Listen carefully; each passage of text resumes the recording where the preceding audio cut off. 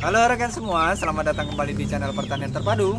Masih bersama saya ya, tetap membahas tentang pertanian terintegrasi. Di dalamnya meliputi bidang perikanan, peternakan dan juga pertanian. Rekan-rekan semua, untuk kesempatan kali ini saya akan memberikan warning atau peringatan kepada rekan-rekan semua yang beternak ayam secara tradisional atau semi intensif, terutama untuk ternak ayam kampung atau ayam kampung biasa atau ayam kampung asli yang tanpa target masa panen, waktu panen. Nah rekan semua, seperti kita ketahui beberapa waktu lalu saya juga membahas mengenai pakan alternatif, cara-cara meracik pakan dari berbagai macam bahan alternatif yang biasa ada di sekitar kita, bahannya murah atau bahkan gratis.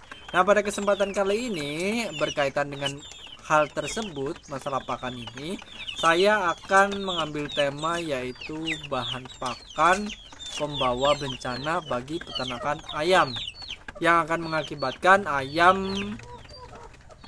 lama-kelamaan akan kurus-kurus, kering, kemudian pada akhirnya bisa sampai tidak tertolong. Nah ini berkaitan dengan tadi pakan alternatif yang banyak digunakan oleh para peternak, khususnya peternak tradisional, peternak skala rumahan, peternak yang semi intensif.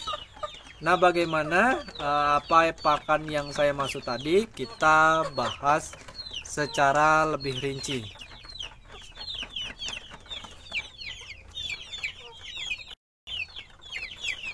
Nah rekan semua, sebelum kita bahas, saya akan tunjukkan beberapa bahan yang saya miliki. Nah ini produksi kita tetap berjalan ya. Kita punya dua bahan di sini. Nah ini adalah batang pisang yang sudah dicacah, kemudian sudah pula direbus. Sebentar, saya akan kasih tunjuk. Nah seperti ini rekan semua. Ini adalah bahan pakan alternatif yang biasa saya gunakan untuk campuran pakan, untuk membuat pakan alternatif yang biayanya murah. Satu, kemudian di sini saya juga punya, ini adalah batang talas, juga sudah saya cacah, kemudian saya rebus sebentar sehingga teksturnya seperti ini.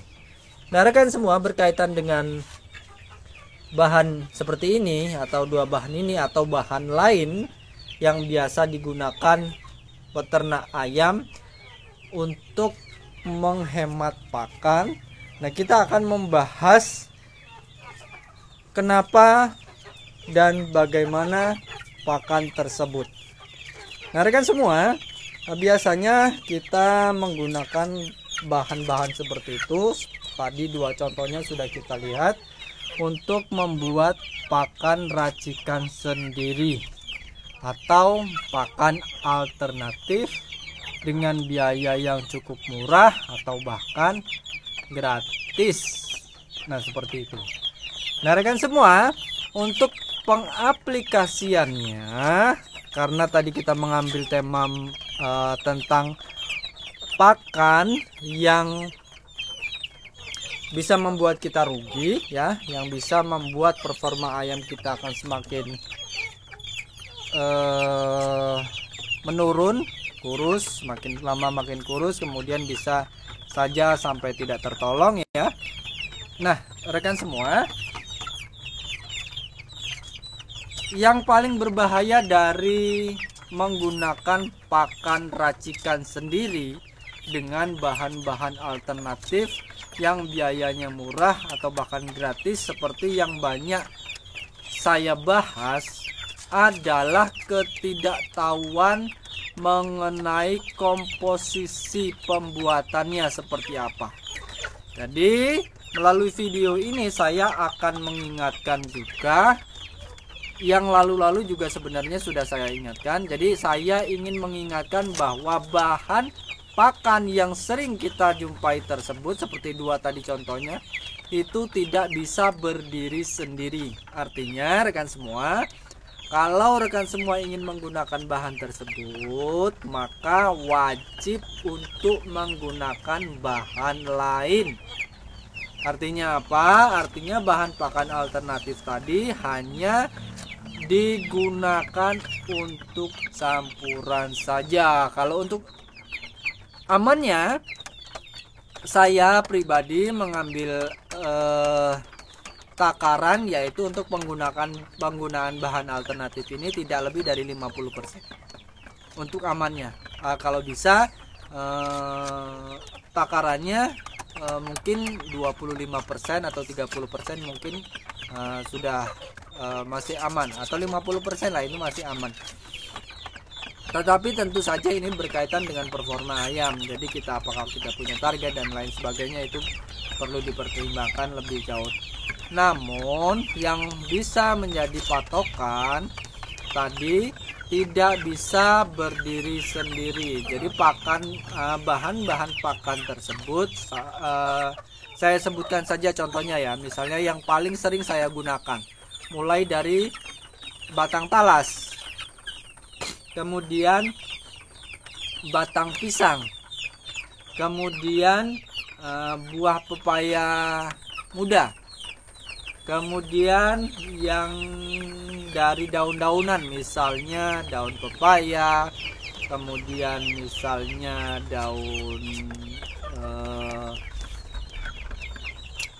daun-daun yang lain, pokoknya yang berbentuk daun-daun, misalnya sayuran-sayuran, misalnya ada kangkung, bayam dan lain sebagainya. Nah seperti itu.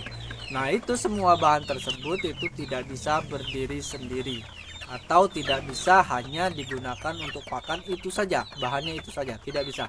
Kalau saya minimal paling tidak ada 2 atau 3 bahan yang saya gunakan dalam pakan saya, minimal 3. Sebut saja misalnya saya punya pur 1, kemudian saya punya dedak 2, kemudian saya punya bahan alternatif. Jadi 3, minimal 3 saya gunakan.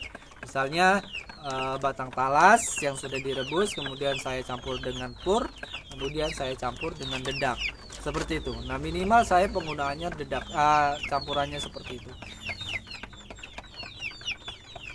Jadi dengan metode seperti ini, rekan semua, kita tidak akan terjebak pada keinginan kita sendiri, yaitu untuk menekan biaya pakan. Memang bisa diakui, terbukti bahwa dengan menggunakan atau memaksimalkan bahan-bahan seperti ini, biaya produksi kita akan sangat turun, akan sangat rendah. Tetapi perlu diketahui dan perlu diingat juga bahwa semakin rendah biaya produksinya atau semakin iritlah biayanya, itu biasanya performa bahan pakan tadi, ransum yang kita buat itu biasanya akan semakin buruk atau semakin kurang bagus, karena biasanya komposisinya itu kebanyakan merupakan bahan-bahan yang sebenarnya itu hanya bahan penambah atau bahan tambahan yang sebenarnya bukan asli pakan ayam pada dunia alaminya ayam, seperti itu. Misalnya saja tadi ada buah pepaya muda, itu kan ayam kan aslinya kan tidak memakan buah pepaya muda. Kalau buah pepaya yang mungkin sudah matang dikasih ayam itu bagus, mungkin ayam juga suka. Kalau dibiarkan juga mungkin ayam akan memakan itu. Tetapi kalau untuk buah pepaya muda itu kayaknya di alam liar gitu, ayam kayaknya tidak mungkin memakan seperti itu kalau masih muda seperti itu. Demikian juga dengan batang pisang. Setahu saya kalau di umbaran, di liarnya ayam liar itu, daun pisang yang masih muda itu ada yang dimakan ayam, tetapi itu porsinya tentu tidak banyak, dan kalau batangnya itu tidak. Maka dari itu, jadi sebenarnya kalau untuk pakan seperti ini, pakan racikan sendiri ini dengan bahan-bahan seperti ini, sebenarnya hanya triknya aja, sebenarnya hanya untuk membuat ayam itu lebih kenyang. Jadi intinya kenyang, mengenyangkan, tetapi untuk nilai gizinya itu kurang maksimal. Maka dari itu, rekan semua, dalam membuat pakan adukan sendiri atau pakan racikan sendiri dengan menggunakan bahan-bahan tadi, itu harus menggunakan bahan lain, atau paling tidak ada 3 bahan campuran. Dan kalau saya harus paling tidak ada purnya, misalnya seperti ini. Kalau tidak pakai pur, paling nggak ada pakai jagung misalnya. Kalau nggak pakai jagung, paling tidak ada beras afkir misalnya. Atau kalau tidak, misalnya nasi aking misalnya seperti itu. Jadi tetap ada bahan pakan lain yang tentunya asli, yang biasa dimakan oleh ayam. Nah, seperti itu. Kalau jagung kan ayam banyak makan jagung, beras ayam banyak makan beras, atau mungkin gabah mungkin, atau tadi nasi aking tadi seperti itu, atau mungkin yang lain itu bisa. Tetapi kalau kita hanya menggunakan satu bahan saja untuk bahan pakan tadi, itu efeknya saya rasa akan tidak bagus. Nah, ini untuk perhatian bagi rekan-rekan peternak yang masih pemula ya. Meskipun banyak saya membagikan mengenai manfaat dari bahan pakan tersebut, tetapi tetap aturan penggunaannya juga harus dipertimbangkan.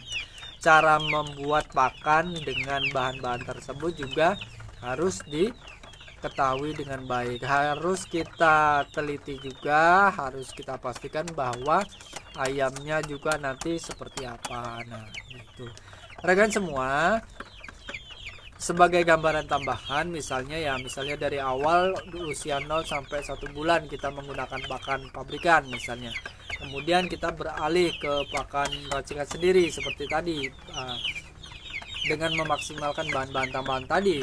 Nah, itu nanti akan ada penurunan performa. Jadi kalau tadinya ayam gemuk kemudian diberi pakan seperti itu, beralih ke pakan racikan sendiri dengan bahan-bahan tersebut dengan komposisi yang biasa, yang umum, itu nanti performanya tentu akan menurun, karena pakan racikan sendiri itu yang lebih murah tadi tentu saja kualitasnya kalau dibandingkan dengan pakan pabrikan akan lebih berkurang atau lebih rendah kualitasnya jika dibandingkan dengan pakan pabrikan. Maka dari itu perlu diingat juga, perlu diketahui juga bahwa ketika kita menggunakan pakan yang murah, tentu kita harus siap juga dengan performa yang kurang maksimal.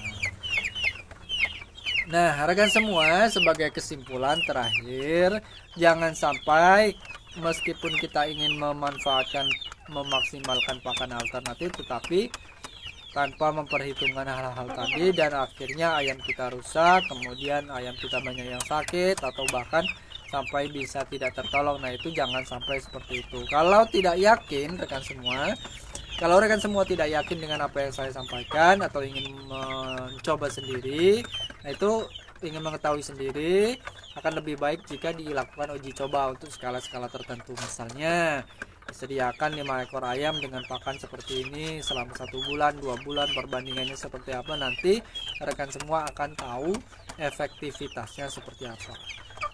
Nanti rekan semua akan tahu seharusnya saya pakai pakan seperti apa, seharusnya bagaimana saya meracik komposisi pakan yang saya gunakan. Nah, itu seperti itu, nanti akan ketemu sendiri.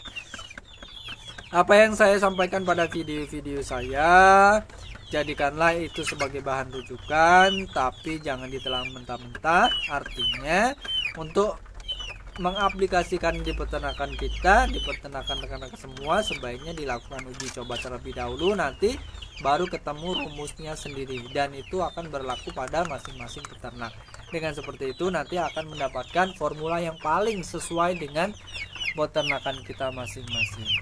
Oke rekan semua, dengan video kali ini saya sangat berharap tidak ada rekan semua yang mengalami masalah ketika mengaplikasikan pakan racikan buatan sendiri dengan berbagai bahan pakan alternatif murah gratis yang ada di lingkungan kita. Mudah-mudahan apa yang saya bagikan sekali ini bermanfaat, bisa menjadi pengingat untuk kita semua.